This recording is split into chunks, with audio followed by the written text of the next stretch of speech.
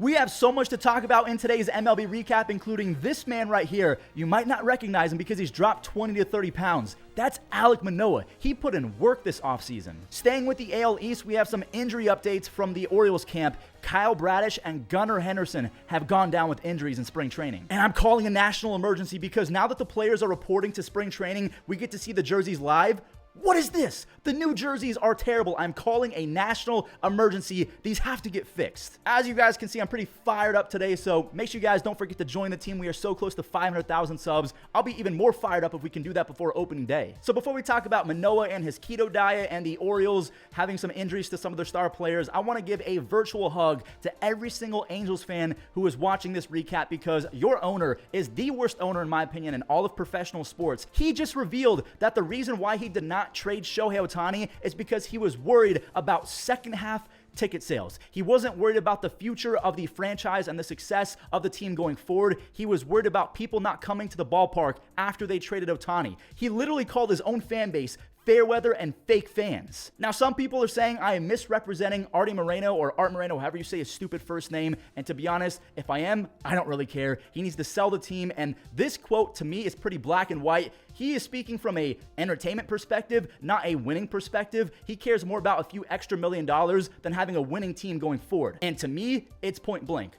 Not sorry about it. Maybe pitchers and catchers reporting to spring training has me fired up today, but man, I'm ready to go. Guys, real quick, we have a few trade rumors to talk about because they're involving some pretty big names, and I forgot to bring this up in the intro, but the Marlins are apparently shopping Edward Cabrera, and yesterday an article was posted and then deleted about a completed trade of Edward Cabrera going to the Pirates in exchange for Ji-Hwan Bae, Braxton Ashcraft, and right-handed pitcher Jun Seok Shim. If I botched that, I'm really sorry, but imagine if the Marlins actually traded Edward Cabrera to the Pirates. That would be a great trade for the Pirates. Now, I guess one of the biggest reasons why they're comfortable potentially trading Edward Cabrera, again, the deal has not gone through, but it could go through over the next 24 to 48 hours. Sixto Sanchez is in fact alive. He still exists. He spoke to me and he says that he feels 90 to 95% healthy and ready to go. And Sixto Sanchez, he's out of options. What does that mean? Because Sixto Sanchez is out of options. If he does not break the Mariners camp out of spring training, they have to release him. He can go to a new team for free. So I feel like they're banking on Sixto being ready to go, and maybe because of that, they're willing to give up Edward Cabrera.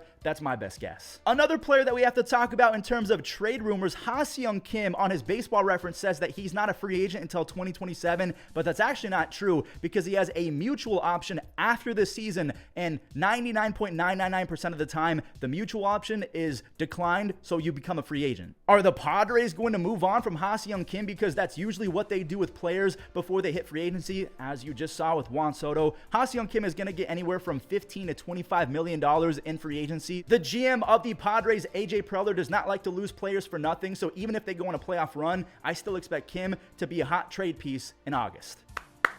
You guys hear that? You guys hear me clapping? I am giving a round of applause to Alek Manoah. This guy looks healthy. Like, I'm just going to go ahead and say it right now. He looks lean and definitely a whole lot healthier going into 2024. Now, I don't know if you guys watched the recent video from Baseball Doesn't Exist talking about guys like CC Sabathia who have come out and said that he pitched better and played better when he was fatter. Maybe Alek Manoah thought the same thing, and because CC walked before Alek could run, maybe he thought he could do the same thing. Apparently, that's not the case anymore because Alek, he's lost a lot of weight. So what are your expectations for Alek Manoah going into 2024? Right now, he's slated as the number 5 starter for the Blue Jays. By the end of 2024, will he be back to being their ace? I don't think so because Kevin Gausman's him. Now, before we talk about the injuries to Kyle Bradish and Mr. Gunnar Henderson, look at this cool picture of Corbin Burns. He actually looks pretty good in that Oriole orange. The Orioles' best pitcher from last year, Kyle Bradish, who broke onto the scene with a 2.34 ERA in the second half of last year, has an injury to his UCL. Now, if you're familiar with UCL injuries, the majority of the time, they're severe enough to where you have to have Tommy John. Look at Bryce Harper, look at Shohei Ohtani over the last few years. But right now, it's being stated that Kyle Bradish avoided major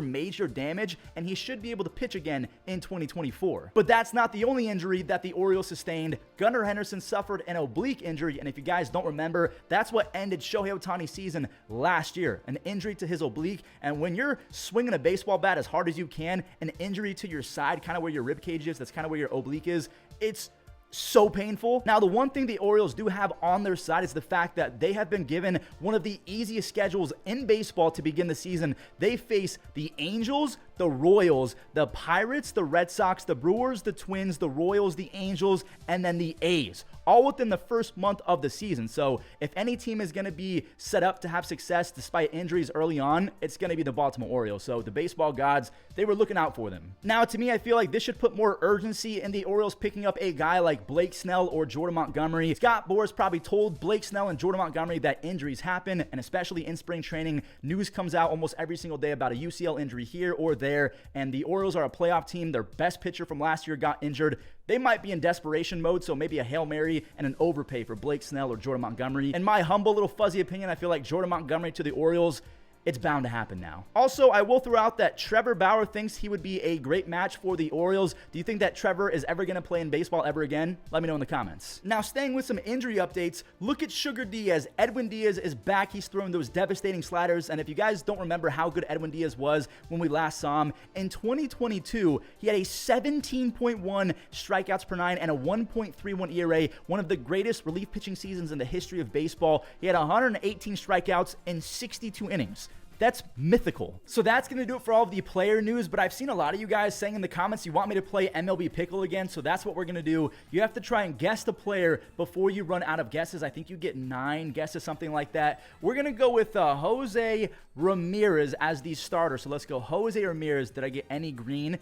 So orange indicates the player is in the same league or division shown, and then the orange for the age is, I think it's within 2 years. So it's either 32 and 33 or 30 and 29, but there's a switch hitter that throws righty and is either in the Central or the AL. So that's a lot of different guys. Who is another switch hitter that is in the AL? Another switch hitter that's in the AL. Let's go with what was Dalton? Isn't Dalton Varsho a switch? No, Dalton Varsho is not a switch hitter. What am I talking about? A switch hitter that throws right is also in the AL or potentially the AL Central. Why can't I think of switch hitters right now? This is actually kind of embarrassing. What am I doing? Jorge Polanco is no longer there. Again, a switch hitter that throws right. What about Aaron Hicks? I don't know if Aaron Hicks is going to count. Okay, he's on the AL. I'm going to go Aaron Hicks just to see what it says. And I didn't get anything else right. Okay, that sucks. Who are the best switch hitters in the AL? Because I know Ketel Marte is not in the AL. I've already done Jose Ramirez. I'm trying to think of other switch hitting, right-handed throwing. Like, I'm completely... Ooh, what about Luis Rengifo? Luis Rengifo just came to mind. Oh, he's young, though, so I don't think he's going to count. Okay, so he's from Venezuela. Switch hitter. It's not Ozzy Albies because Ozzy Albies is in the NL, so it can't be him. What about Alberto Mondes? Okay, apparently he's not even in baseball right now. So we have a switch-hitting Venezuelan player that's on the older side because it's within 2 years of 31 that plays in the AL. Why am I blanking on switch hitters? Wait, hold on. One just came to me. Venezuela, wasn't Anthony Santander on that team with Ronald Acuna Jr.? It's got to be because switch hitting, right-handed, Venezuela, and within 2 years of 31. It's got to be Anthony Santander, right? Yes! Look at me coming in clutch. And to end today's recap, a lot of players are coming out and saying they hate the new jerseys and that they just feel cheap. And if you want to see a full breakdown of the worst jerseys I've seen so far, follow me on my TikTok at FuzzyFromYT. I don't do any dances or lip singing. I just talk about baseball. And if you enjoyed today's recap, don't forget to subscribe. We are so close to 500,000 subscribers, and I'll catch you guys in the next one.